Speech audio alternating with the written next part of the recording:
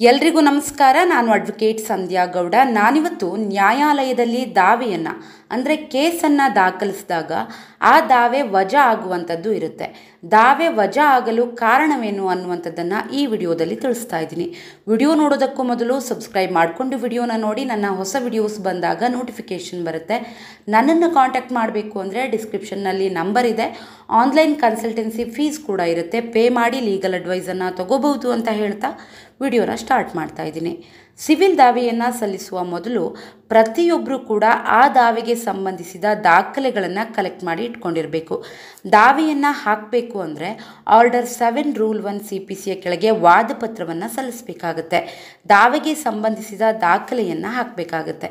ನಿಮ್ಮ ಜುರಿಸ್ಡಿಕ್ಷನ್ ಅಂದರೆ ನಿಮ್ಮ ವ್ಯಾಪ್ತಿಯ ನ್ಯಾಯಾಲಯದಲ್ಲಿ ದಾವೆಯನ್ನು ಹೂಡಬೇಕಾಗುತ್ತೆ. ಕೋರ್ಟ್ ಫೀಯನ್ನು ಸರಿಯಾಗಿ ಕಟ್ಟಬೇಕಾಗುತ್ತೆ. ವ್ಯಾಲ್ಯೂಯೇಷನ್ ಸ್ಲಿಪ್ಪನ್ನು ಹಾಕಬೇಕಾಗುತ್ತೆ. ನೀವು ಯಾರ ಮೇಲೆ ಕೇಸನ್ನು ಹಾಕ್ತಿರೋ ಅವರ ಹೆಸರು ಮತ್ತು ಅಡ್ರೆಸ್ಸನ್ನು ಹಾಕಬೇಕಾಗುತ್ತೆ. ಅಂದರೆ ಅವರನ್ನು ಪ್ರತಿವಾದಿಗಳನ್ನಾಗಿ ಮಾಡಿ ದಾವೆಯನ್ನು ಹಾಕಬೇಕಾಗುತ್ತೆ. ನೀವು ನ್ಯಾಯಾಲಯದಲ್ಲಿ ಯಾವ ವಿಷಯಕ್ಕಾಗಿ ದಾವೆಯನ್ನು ಹೂಡ್ತಾ ಇದ್ದೀರೋ ಅದಕ್ಕೆ ಸಂಬಂಧಿಸಿದಂತೆ ನಿಮಗೆ ಏನು ಬೇಕು, ಅಂದರೆ ಏನು ಆರ್ಡರ್ ಬೇಕು, ಕೋರ್ಟಿಂದ ನಿಮಗೆ ಏನಾಗಬೇಕು ಅನ್ನೋದನ್ನು ಕೇಳ್ಕೊಂಡಿರ್ತೀರ. ನೀವು ದಾವೆಯನ್ನು ಹೂಡಲಿಕ್ಕೆ ಕಾರಣ ಏನು ಅನ್ನೋದು, ಅಂದರೆ ಈ ದಾವೆಯನ್ನು ಹೂಡುವಂತಹ ಸಿಚುವೇಶನ್ ಯಾಕೆ ಬಂತು ಅನ್ನೋದನ್ನು ಕೂಡ ಕೋರ್ಟ್ಗೆ ತಿಳಿಸ್ಬೇಕಾಗುತ್ತೆ. ಯಾವ ದಿನದಿಂದ ಪ್ರಾರಂಭ ಆಯಿತು, ಯಾವಾಗ ದಾವೆಯನ್ನು ಹೂಡಿದ್ರಿ ಅನ್ನುವಂಥದ್ದನ್ನು ಹಾಕೋದ್ರಿಂದ ಲಿಮಿಟೇಷನ್ ಆ್ಯಕ್ಟ್ ಅಡ್ಡ ಬರಲ್ಲ. ಲಿಮಿಟೇಷನ್ ಒಳಗೆ ಹಾಕಿದ್ದೀರಾ ಅನ್ನೋದನ್ನು ಕೂಡ ಕೋರ್ಟ್ ಗಮನಕ್ಕೆ ತರಬೇಕಾಗುತ್ತೆ. ಈಗ ದಾವೆಯನ್ನು ಯಾರು ಹೂಡಿರ್ತಿರೋ ಅವರು ಮುಖ್ಯವಾದ ವ್ಯಕ್ತಿ ಆಗ್ತಾರೆ. ಯಾಕಂದರೆ ನಿಮಗೆ ಏನು ಬೇಕು ಅನ್ನೋದನ್ನು ನ್ಯಾಯಾಲಯದ ಮುಂದೆ ಕೇಳಿರ್ತೀರ ಅಂದಮೇಲೆ ನೀವೇ ಸರಿಯಾಗಿ ಕೇಸನ್ನು ನಡೆಸ್ತಾ ಹೋಗಬೇಕಾಗುತ್ತೆ. ದಾವೆಯನ್ನು ಹೂಡಿ ಸರಿಯಾಗಿ ಕೋರ್ಟ್ಗೆ ಅಟೆಂಡ್ ಆಗದೇ ಇರೋದು ಅಥವಾ ದಾಖಲೆಗಳನ್ನು ವಕೀಲರಿಗೆ ಕರೆಕ್ಟ್ ಟೈಮ್ಗೆ ಕೊಡದೇ ಇರೋದು, ನಿಮ್ಮ ಕೇಸ್ ಬಗ್ಗೆ ನಿಮಗೇನೆ ಸೀರಿಯಸ್ ಇಲ್ಲದೆ ಇದ್ದಾಗ ಕೇಸ್ ವಜಾ ಆಗೇ ಆಗುತ್ತೆ.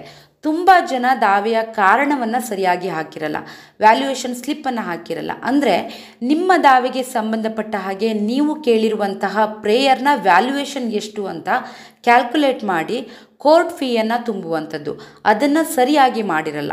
ನೆಕ್ಸ್ಟು ಡಾಕ್ಯುಮೆಂಟ್ಸ್ಗಳನ್ನು ಸರಿಯಾಗಿ ಹಾಕಿರಲ್ಲ. ನಿಮ್ಮ ದಾವೆಯ ಸಪೋರ್ಟಿಂಗ್ ಡಾಕ್ಯುಮೆಂಟ್ಸ್ಗಳನ್ನು ಹಾಕಬೇಕಾಗುತ್ತೆ. ಅದು ತುಂಬಾ ಇಂಪಾರ್ಟೆಂಟ್ ಆಗುತ್ತೆ. ಇವೆಲ್ಲವನ್ನು ಸರಿಯಾಗಿ ಮಾಡಿಲ್ಲ ಅಂದರೆ ನಿಮ್ಮ ಅಪೋಸಿಟ್ ಪಾರ್ಟಿಯವರು ನೀವು ಮಾಡಿರುವಂತಹ ತಪ್ಪುಗಳನ್ನು ಕೋರ್ಟ್ ಗಮನಕ್ಕೆ ತಂದು ದಾವೆಯನ್ನು ವಜಾ ಮಾಡುವಂತೆ ಮಾಡಬಹುದು. ಅಥವಾ ಕೋರ್ಟ್ ಇಂತಹ ತಪ್ಪುಗಳನ್ನು ಗಮನಿಸಿ ಸೂಟನ್ನು ರಿಜೆಕ್ಟ್ ಮಾಡಬಹುದು. ಸೊ ಇದೆಲ್ಲವನ್ನು ಸರಿಯಾಗಿ ಗಮನಿಸಿ ದಾವೆಯನ್ನು ಹೂಡಬೇಕಾಗುತ್ತೆ. ನೀವು ದಾವೆಯನ್ನು ಹೂಡುವಾಗ ಇಂತಹ ತಪ್ಪುಗಳನ್ನು ಮಾಡಿದಾಗ ನಿಮ್ಮ ಅಪೋಸಿಟ್ ಪಾರ್ಟಿಯವರು ಅಂದರೆ ಪ್ರತಿವಾದಿಯವರು ಆರ್ಡರ್ 7 ರೂಲ್ 11ರಲ್ಲಿ ಒಂದು ಅಪ್ಲಿಕೇಶನನ್ನು ಹಾಕ್ತಾರೆ. ದಾವೆ ಸಲ್ಲಿಸಿರುವಂಥದ್ದು ಸರಿ ಇಲ್ಲ, ಕಾಸ್ ಆಫ್ ಆ್ಯಕ್ಷನನ್ನು ಹೇಳಿಲ್ಲ, ವ್ಯಾಲ್ಯೂಯೇಷನ್ ಸ್ಲಿಪ್ಪನ್ನು ಹಾಕಿಲ್ಲ, ಡಾಕ್ಯುಮೆಂಟ್ಸನ್ನು ದಾವೆಯಲ್ಲಿ ತೋರಿಸಿದ್ದಾರೆ ಆದರೆ ಕಾಪಿನ ಕೋರ್ಟ್ಗೆ ಕೊಟ್ಟಿಲ್ಲ ಅಂತೆಲ್ಲ ಹೇಳಿ ಅಪ್ಲಿಕೇಶನನ್ನು ಹಾಕಿ ದಾವೆಯನ್ನು ವಜಾ ಮಾಡಲಿಕ್ಕೆ ಕೇಳ್ಕೊಳ್ತಾರೆ. ಸೊ ಕರೆಕ್ಟಾಗಿ ದಾವೆಯನ್ನು ಹೂಡಬೇಕಾಗತ್ತೆ. ಚಿಕ್ಕ ಚಿಕ್ಕ ಸಂಗತಿಗಳನ್ನು ಕೂಡ ಗಮನದಲ್ಲಿಟ್ಕೊಂಡು ಮುಂದುವರಿಯಬೇಕಾಗತ್ತೆ. ಈಗ ಕಾಲಹರಣ ಮಾಡಲಿಕ್ಕೋಸ್ಕರ ಅಂದರೆ ದುರುದ್ದೇಶದಿಂದ ಏನೋ ಒಂದು ಕೇಸನ್ನು ಹಾಕಿಬಿಡ್ತಾರೆ. ಅಂದರೆ ಒಂದು ಹೆಣ್ಮಗಳು ತನಗೆ ಆಸ್ತಿಯಲ್ಲಿ ಹಕ್ಕು ಬೇಕು ಅಂತ ದಾವೆಯನ್ನು ಹೂಡ್ತಾಳೆ. ಆದರೆ 2004ರ ಮೊದಲೇ ಅವರ ಕುಟುಂಬದಲ್ಲಿ ಪಿತ್ರಾರ್ಜಿತ ಆಸ್ತಿಯ ಪಾರ್ಟಿಷನ್ ಆಗಿರುತ್ತೆ. ಅದು ಕೂಡ ರಿಜಿಸ್ಟರ್ಡ್ ಪಾರ್ಟಿಷನ್ ಆಗಿರುತ್ತೆ. ಯಾವುದೇ ಪಂಚಾಯತ್ ಪಾರಿಕತ್ ಅಥವಾ ಬಾಂಡಿಂದ ಬರೆದುಕೊಂಡಿರೋದಲ್ಲ, ಸಬ್ ರಿಜಿಸ್ಟ್ರಾರ್ ಆಫೀಸ್ನಲ್ಲಿ ರಿಜಿಸ್ಟರ್ ಮಾಡ್ಕೊಂಡಿರ್ತಾರೆ. ಆಸ್ತಿಯನ್ನು ಅವರು ಮಾರಾಟ ಮಾಡೋ ತಯಾರಿಯಲ್ಲಿರ್ತಾರೆ. ಆಗ ಒಂದು ಹೆಣ್ಮಗಳು ಅವಳಿಗೆ ಹಕ್ಕು ಬರದೇ ಇದ್ದರೂ ಕೂಡ ತನಗೆ ಪಾಲ್ ಬೇಕು ಅಂತ ಹಾಕ್ತಾಳೆ. ಆಗ ಪ್ರತಿವಾದಿಗಳು ಎಲ್ಲ ವ್ಯಾಲಿಡ್ ರಿಜಿಸ್ಟರ್ಡ್ ಡಾಕ್ಯುಮೆಂಟ್ಗಳನ್ನು ಅಂದರೆ ಆ ಡಾಕ್ಯುಮೆಂಟ್ಸ್ ಏನಿರುತ್ತಲ್ಲ ಅದರ ಕಾಪಿಯನ್ನು ಕೋರ್ಟ್ಗೆ ಕೊಟ್ಟು ದುರುದ್ದೇಶದಿಂದ ದಾವೆಯನ್ನು ಹೂಡಿದ್ದಾರೆ ಅಂತ ಕೋರ್ಟ್ ಗಮನಕ್ಕೆ ತಂದರೆ ಆಗ ಕೋರ್ಟು ಪ್ರಾರಂಭದಲ್ಲೇ ವಜಾ ಮಾಡಿಬಿಡುತ್ತೆ. ಇಲ್ಲ ಅಂದರೆ ಈ ರೀತಿಯ ಕೇಸ್ಗಳನ್ನು ಕೂಡ ಹಾಕಿಬಿಡ್ತಾರೆ. ತಂದೆಯ ಸ್ವಯಾರ್ಜಿತ ಆಸ್ತಿಯಲ್ಲಿ ತಂದೆ ಬದುಕಿದ್ದಾಗಲೇ ಪಾಲ್ ಬೇಕು ಅಂತ ಮಗ ದಾವೆಯನ್ನು ಹೂಡಿಬಿಡ್ತಾನೆ. ಆಗ ಕೋರ್ಟ್ನ ಸಮಯವನ್ನು ಹಾಳು ಮಾಡಲಿಕ್ಕೋಸ್ಕರ ದಾವೆಯನ್ನು ಹೂಡಿದ್ದಾರೆ ಅಂತ ಕೋರ್ಟ್ ಗಮನಕ್ಕೆ ತಂದಾಗ ಪ್ರಾರಂಭದಲ್ಲೇ ದಾವೆ ವಜಾ ಆಗಿಬಿಡುತ್ತೆ. ನೆಕ್ಸ್ಟು ದಾವೆಯಲ್ಲಿ ಕಾಣಿಸಿರುವಂತಹ ವಿಷಯನೇ ಬೇರೆ ಇರುತ್ತೆ, ಡಾಕ್ಯುಮೆಂಟ್ಸ್ಗಳೇ ಬೇರೆ ಇರುತ್ತೆ, ಒಂದಕ್ಕೊಂದು ತಾಳೆನೇ ಇರಲ್ಲ. ಆಗಲೂ ಕೂಡ ದಾವೆ ವಜಾ ಆಗುತ್ತೆ. ನೆಕ್ಸ್ಟು ಡಾಕ್ಯುಮೆಂಟ್ಸ್ಗಳನ್ನು ಸರಿಯಾಗಿ ಇಲ್ಲದೇನೆ, ಡಾಕ್ಯುಮೆಂಟ್ಸ್ಗಳನ್ನು ಸರಿಯಾಗಿ ಕೊಡದೇನೆ ಸಾಕ್ಷಿದಾರರನ್ನು ಮಾತ್ರ ಇಟ್ಕೊಂಡು ದಾವೆಯನ್ನು ಹೂಡಿದಾಗಲೂ ಕೂಡ ಡಿಸ್ಮಿಸ್ ಆಗುವಂತಹ ಸಾಧ್ಯತೆಗಳು ಹೆಚ್ಚು. ಕೋರ್ಟ್ ಸಮಯವನ್ನು ಹಾಳು ಮಾಡಲಿಕ್ಕೆ ಅಂತಾನೆ ದುರುದ್ದೇಶದಿಂದ ಹಾಕಿರುವಂತಹ ದಾವೆಗಳಿದ್ರೆ ಅದನ್ನು ಪ್ರತಿವಾದಿಗಳು ಕೋರ್ಟ್ ಗಮನಕ್ಕೆ ಸರಿಯಾದ ದಾಖಲೆ ಸಮೇತ ತೋರಿಸಿದ್ರೆ ದಾವೆಯನ್ನು ವಜಾ ಮಾಡಲಾಗುತ್ತೆ. ನೆಕ್ಸ್ಟು ರಿಜೆಕ್ಷನ್ ಆಫ್ ಪ್ಲೇಂಟು ಮತ್ತು ರಿಟರ್ನ್ ಆಫ್ ಪ್ಲೇಂಟು ಬೇರೆ ಬೇರೆ. ಈಗ ಹೇಳ್ತಾ ಬಂದಿರುವಂಥದ್ದು ರಿಜೆಕ್ಷನ್ ಆಫ್ ಪ್ಲೇಂಟು ಅಂದರೆ ನಿಮ್ಮ ದಾವೆಯನ್ನು ಯಾವಾಗ ಕೋರ್ಟ್ ರಿಜೆಕ್ಟ್ ಮಾಡುತ್ತೆ ಅಥವಾ ಡಿಸ್ಮಿಸ್ ಮಾಡುತ್ತೆ ಅಂತ. ರಿಟರ್ನ್ ಆಫ್ ಪ್ಲೇಂಟ್ ಅಂದರೆ ನೀವು ನಿಮ್ಮ ಜುರಿಸ್ಟಿಕ್ಷನನ್ನು ಬಿಟ್ಟು ಬೇರೆ ಜುರಿಸ್ಟಿಕ್ಷನ್ ಕೋರ್ಟ್ಗೆ ದಾವೆಯನ್ನು ಹಾಕಿದಾಗ ನಿಮ್ಮ ಕೇಸ್ ವ್ಯಾಪ್ತಿಗೆ ಈ ನ್ಯಾಯಾಲಯ ಬರೋದಿಲ್ಲ ಅಂಥೇಳಿ ದಾವೆಯನ್ನು ರಿಟರ್ನ್ ಮಾಡುತ್ತೆ, ಅಂದರೆ ಆರ್ಡರ್ ಮಾಡುತ್ತೆ, ಈ ಕೋರ್ಟ್ಗೆ ಬರೋದಿಲ್ಲ, ನಿಮ್ಮ ದಾವೆಯನ್ನು ರಿಟರ್ನ್ ಮಾಡಲಾಗಿದೆ ಅಂತ. ಆಗ ವಾದಿ ಅದನ್ನು ರಿಟರ್ನ್ ಪಡೆದು ನಿಮ್ಮ ಸರಿಯಾದ ಜುರಿಸ್ಟಿಕ್ಷನ್ ಕೋರ್ಟ್ಗೆ ಹಾಕಬೇಕಾಗುತ್ತೆ. ನೆಕ್ಸ್ಟು ಸಿವಿಲ್ ಕೋರ್ಟ್ಗೆ ಬರದಂತಹ ವಿಷಯಗಳ ಕುರಿತು ದಾವೆಯನ್ನು ಹಾಕಿದಾಗ ಕೂಡ ದಾವೆ ಅರ್ಜಿ ವಜಾ ಆಗುವಂತಹ ಚಾನ್ಸಸ್ ಇರುತ್ತೆ. ಯಾವಾಗಲೂ ಕೂಡ ವಾದಿ ದಾವೆಯನ್ನು ಹೂಡಿರ್ತಾನೆ. ಪ್ರತಿವಾದಿಯರ ವಿರುದ್ಧ ದಾವೆಯನ್ನು ಹೂಡಿದಾಗ ವಾದಿಯ ಜವಾಬ್ದಾರಿಗಳು ಒಂದಿಷ್ಟು ಇದ್ದೇ ಇರುತ್ತೆ. ವಾದಿಯ ವಕೀಲರು ಪ್ರತಿ ಹಿಯರಿಂಗು ಕೂಡ ಅಟೆಂಡ್ ಆಗಬೇಕಾಗುತ್ತೆ. ಈಗ ವಾದಿಯ ವಿಚಾರಣೆ ಇದ್ದಾಗ ಕೋರ್ಟ್ಗೆ ಹಾಜರಿರಲೇಬೇಕಾಗುತ್ತೆ.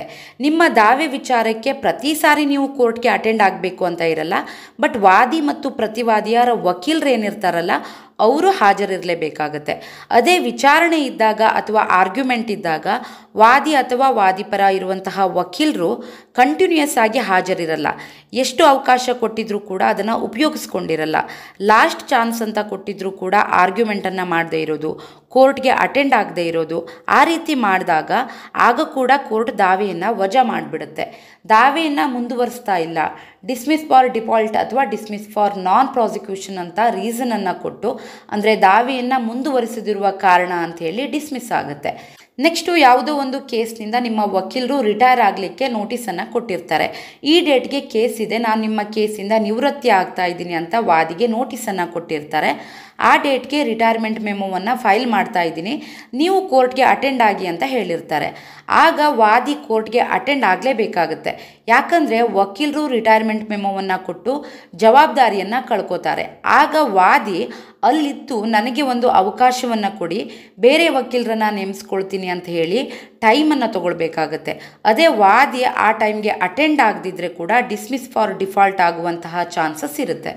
ಇಂತಹ ಸಂದರ್ಭದಲ್ಲಿ ಅಂದರೆ ಡಿಸ್ಮಿಸ್ ಫಾರ್ ಡಿಫಾಲ್ಟ್ ದಾವೆ ಮುಂದುವರಿಸದಿರುವ ಕಾರಣವನ್ನು ನೀಡಿ ಆರ್ಡರ್ 9 ರೂಲ್ 8 CPCಯ ಕೆಳಗೆ ಡಿಸ್ಮಿಸ್ ಮಾಡಿದರೆ ಆಗ ವಾದಿಗಿರುವಂತಹ ಆಪ್ಷನ್ ಅಂದರೆ ಅದನ್ನು ರೀಸ್ಟೋರೇಷನ್ಗೆ ಅರ್ಜಿಯನ್ನು ಹಾಕಬೇಕಾಗತ್ತೆ. ಅಂದರೆ ವಜಾ ಆದ ದಾವೆಯ ಪುನರ್ಸ್ಥಾಪನೆ ಏನು ಮಾಡ್ತಾರಲ್ವ ಅದಕ್ಕೆ ಅರ್ಜಿಯನ್ನು ಹಾಕೋದು. ಆ ರೀತಿ ಅರ್ಜಿ ಹಾಕಲಿಕ್ಕೆ ದಾವೆ ವಜಾ ಆಗಿರುವಂತಹ 30 ದಿನದ ಒಳಗೆ ಆರ್ಡರ್ 9 ರೂಲ್ 9 CPCಯ ಕೆಳಗೆ ಅದೇ ಕೋರ್ಟ್ಗೆ ಅರ್ಜಿಯನ್ನು ಹಾಕಬೇಕಾಗತ್ತೆ. ಆಗ ಸಪ್ರೇಟ್ ಕೇಸನ್ನು ಹಾಕಿ ಮಾಡ್ತಾರೆ, ಅಂದರೆ ಮಿಸ್ಲೇನಿಯಸ್ ಪಿಟಿಷನ್ ಅಂತ ಮಾಡಿ ಕೇಸನ್ನು ರಿಜಿಸ್ಟರ್ ಮಾಡ್ಕೊಳ್ತಾರೆ. ನೆಕ್ಸ್ಟು ಪ್ರೊಸೀಜರ್ ಸ್ಟಾರ್ಟ್ ಆಗುತ್ತೆ. ವಾದಿಯ ಯಾವ ರೀತಿಯ ಬೇಜವಾಬ್ದಾರಿತನದಿಂದ ದಾವೆ ವಜಾ ಆಯಿತು, ಕೋರ್ಟ್ಗೆ ಅಟೆಂಡ್ ಆಗದೆ ಇರೋದಕ್ಕೆ ಅಥವಾ ಆರ್ಗ್ಯುಮೆಂಟ್ ಮಾಡದೇ ಇರೋದಕ್ಕೆ ಸಕಾರಣ ಏನಿತ್ತು ಅನ್ನೋದ್ರ ಮೇಲೆ ಕೋರ್ಟ್ ಕೇಸ್ನ ಅಡ್ಮಿಟ್ ಮಾಡ್ಕೊಳ್ಳುತ್ತೆ. ದಾವೆ ವಜಾ ಆಗಲಿಕ್ಕೆ ಮತ್ತೊಂದು ಕಾರಣ ಅಂದರೆ ಯಾವುದೇ ಒಂದು ಸಿವಿಲ್ ದಾವೆಯನ್ನು ಈ ಮೊದಲೇ ಹೂಡಿರ್ತೀರ, ಮತ್ತು ಅದೇ ವಿಷಯದ ಮೇಲೆ ಅದೇ ವಾದಿ ಪ್ರತಿವಾದಿಯರನ್ನು ಒಳಗೊಂಡು ಪುನಃ ಆ ದಾವೆಯನ್ನು ಅದೇ ನ್ಯಾಯಾಲಯದಲ್ಲಿ ಹೂಡಿದಾಗ ಕೂಡ ಸೆಕ್ಷನ್ 11 CPCಯು ಅಟ್ರಾಕ್ಟ್ ಆಗುತ್ತೆ. ಆಗ ಅದೇ ವಾದಿ ಮತ್ತು ಪ್ರತಿವಾದಿಗಳನ್ನು ಒಳಗೊಂಡು ಮೊದಲು ಹಾಕಿದ ದಾವೆಯನ್ನು ಒಳಗೊಂಡು ಮತ್ತೆ ಹಾಕಿದ್ದಾರೆ ಅಂಥೇಳಿ ದಾವೆಯನ್ನು ವಜಾ ಮಾಡಲಾಗುತ್ತೆ. ಅಂದರೆ ಆಲ್ರೆಡಿ ತೀರ್ಮಾನ ಆದಂತಹ ದಾವೆಯನ್ನು ಮತ್ತೆ ಹಾಕಿದ್ದಾರೆ ಅನ್ನುವಂತಹ ಕಾರಣವನ್ನು ನೀಡಿ ರಿಜೆಕ್ಟ್ ಮಾಡುತ್ತೆ. ಸೊ ಹೀಗೆ ಅನೇಕ ಕಾರಣಗಳಿಂದ ದಾವೆ ವಜಾ ಆಗುತ್ತೆ. ಸೊ ದಾವೆಯನ್ನು ಹೂಡುವಾಗ ಇವೆಲ್ಲವನ್ನು ಕೂಡ ಗಮನದಲ್ಲಿಟ್ಕೊಂಡು ಮುಂದುವರಿಯಬೇಕಾಗುತ್ತೆ ಅಂತ ಹೇಳ್ತಾ ವಿಡಿಯೋನ ಇಲ್ಲಿಗೆ ಮುಗಿಸ್ತಾ ಇದ್ದೀನಿ. ವಿಡಿಯೋ ಇಷ್ಟ ಆಗಿದ್ದರೆ ಲೈಕ್ ಮಾಡಿ, ಶೇರ್ ಮಾಡಿ ಮತ್ತು ಸಬ್ಸ್ಕ್ರೈಬ್ ಮಾಡೋದನ್ನು ಖಂಡಿತ ಮರಿಬೇಡಿ. Thank you so much.